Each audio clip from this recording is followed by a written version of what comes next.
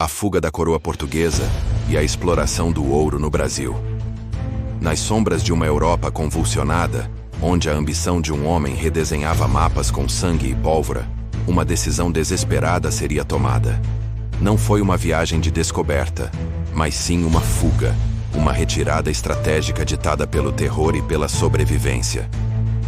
Este é o relato de como a corte mais antiga da Europa se afundou em desespero e se lançou ao desconhecido, mudando para sempre o destino de 2 continentes. O ano era 1807. O gigante corso, Napoleão Bonaparte, havia transformado a Europa em seu tabuleiro de xadrez pessoal. Seu objetivo? Estrangular a Inglaterra, a grande rival, e para isso, impôs o bloqueio continental. Nenhuma nação europeia poderia comerciar com os britânicos. Portugal, um aliado histórico da Inglaterra, estava em um dilema mortal que mudaria de vez a sua história. Lisboa, a capital de um império decadente, respirava um ar de terror. As exigências de Napoleão eram claras. Ou Portugal rompia com a Inglaterra e declarava guerra, ou enfrentaria a fúria do exército francês. D. João, o príncipe regente, um homem de temperamento indeciso e por vezes paranoico, mas com uma astúcia subestimada, estava encurralado. Portugal não pode se opor a Napoleão sem ser esmagado. Era o lamento nos corredores do palácio. Mas romper com a Inglaterra significava aniquilar a própria economia portuguesa, que dependia visceralmente do comércio inglês. A solução? Uma manobra sem precedentes na história ocidental. A transferência da coroa para sua colônia mais rica, o Brasil. Em sigilo absoluto, um acordo foi costurado com os britânicos. A Marinha Real Britânica escoltaria a frota portuguesa, garantindo a segurança da família real e de seus tesouros. Em troca, privilégios comerciais seriam concedidos à Inglaterra no Brasil.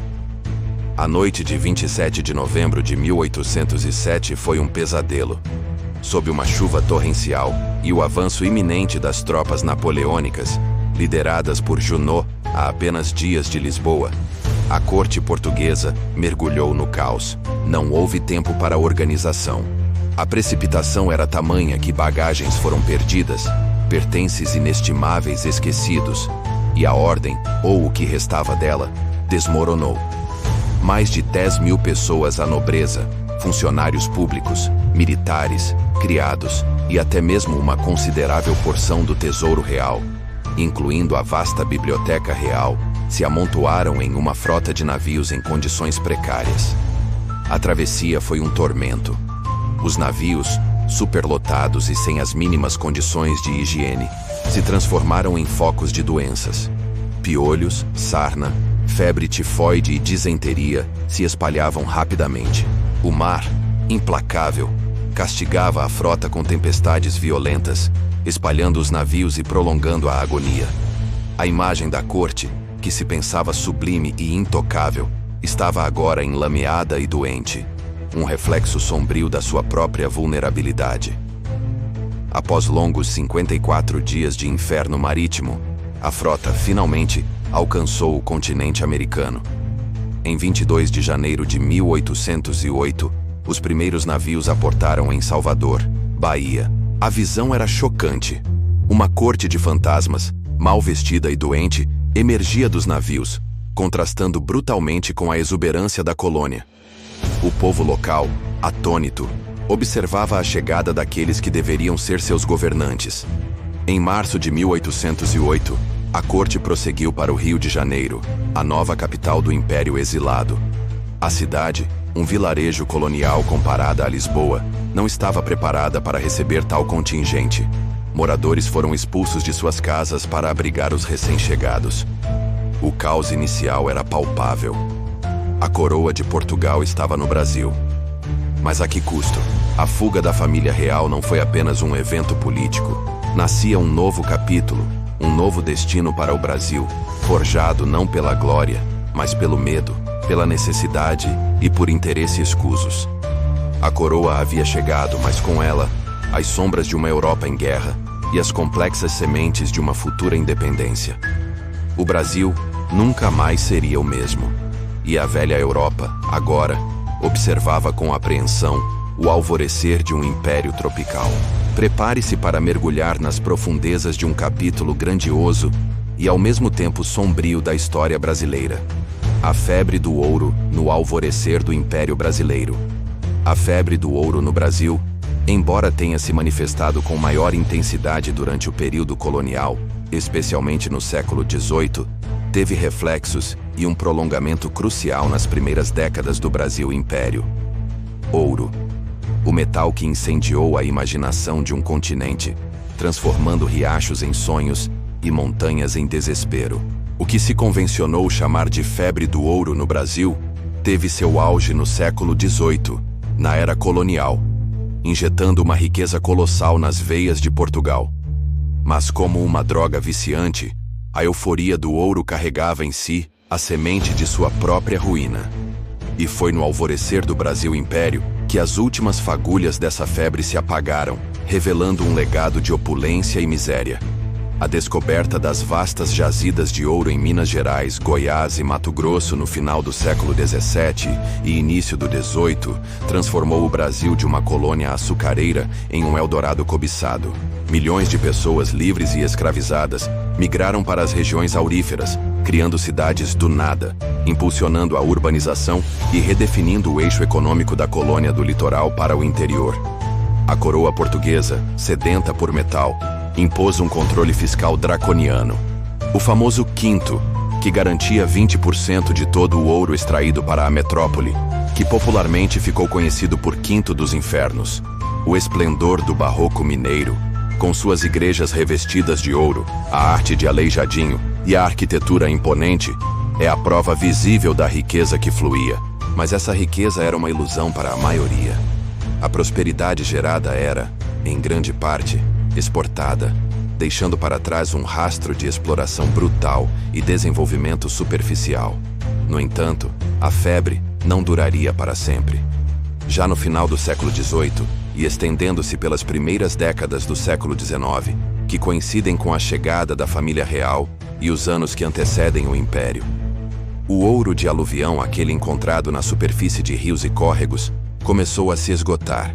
As técnicas de extração eram rudimentares e, em pouco tempo, as jazidas mais acessíveis foram exauridas. A coroa portuguesa, e depois o Império Brasileiro, continuou a tentar arrancar o máximo possível dessa riqueza minguante. A criação de novas formas de tributação e fiscalização, como a derrama, uma cobrança compulsória para atingir uma meta de arrecadação de ouro, mesmo que não houvesse, só aumentava a revolta e a tensão nas províncias mineiras. A Inconfidência Mineira, no final do período colonial, foi um grito desesperado contra a exploração e a decadência da mineração. Com o esgotamento do ouro, a população que se concentrou nas regiões mineradoras enfrentou um novo desafio: a decadência econômica.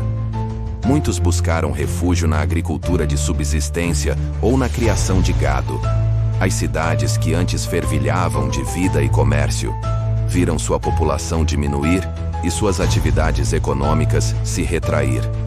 A mão de obra escravizada, fundamental para a extração do ouro, foi redirecionada para outras atividades, principalmente a cafeicultura, que despontaria como o novo motor econômico do Império. Apesar do declínio, o ciclo do ouro deixou marcas indeléveis no Brasil imperial. Contribuiu para a integração territorial da colônia, forçando a criação de rotas e o desenvolvimento de núcleos urbanos no interior. A transferência da capital de Salvador para o Rio de Janeiro em 1763, ainda na colônia, foi um reflexo direto da importância que a mineração adquiriu. E, paradoxalmente, a fiscalização e a opressão da coroa em busca do ouro impulsionaram os primeiros anseios por autonomia, que culminaram na independência. A febre do ouro no Brasil imperial, portanto, não foi sobre a euforia da descoberta, mas sobre o amargo gosto do esgotamento e a redefinição de um país. O ouro que Portugal levou financiou sua própria revolução industrial e a de seus aliados, deixando o Brasil com uma infraestrutura colonial precária e uma dívida social e econômica imensa. A riqueza, dizem os historiadores, deixou buracos no Brasil, templos em Portugal e fábricas na Inglaterra. Um legado dourado, sim, mas também sombrio, que moldou a identidade de uma nação em busca de seu próprio brilho. Podemos concluir que grande parte da riqueza do solo brasileira, principalmente o ouro, foi utilizado por Portugal para financiar o seu desenvolvimento, guerras, obras públicas e a manutenção do seu império. Mas também através do Tratado de Methuen em 1703, que estabeleceu uma troca comercial favorável a Portugal, mas que no fim das contas, a grande beneficiada era a coroa da Inglaterra. Assim, podemos dizer que o ouro brasileiro contribuiu para financiar o desenvolvimento econômico da Inglaterra, especialmente o início da Revolução Industrial. A história e o início do que é hoje a nação brasileira foi um palco de exploração no aspecto comercial, humano e interesses escusos de outras nações, deixando marcas até hoje na nossa cultura difíceis de serem superadas. No entanto, também somos um povo forjados e resilientes e ainda ricos de recursos naturais. E apesar de toda a mazela da nossa história, o futuro da nossa nação continua intacta e das nossas futuras gerações. Basta olharmos para o amanhã com fé, de que podemos construir aquilo que nos foi roubado um dia. A liberdade de sermos um povo capaz de escrever a própria história. Me fale, cidadão brasileiro, o que você pensa sobre a nossa história e o que podemos fazer para mudar o futuro da nossa grande nação. Se gostou do conteúdo, deixe seu like e compartilhe. Obrigado e até o próximo vídeo.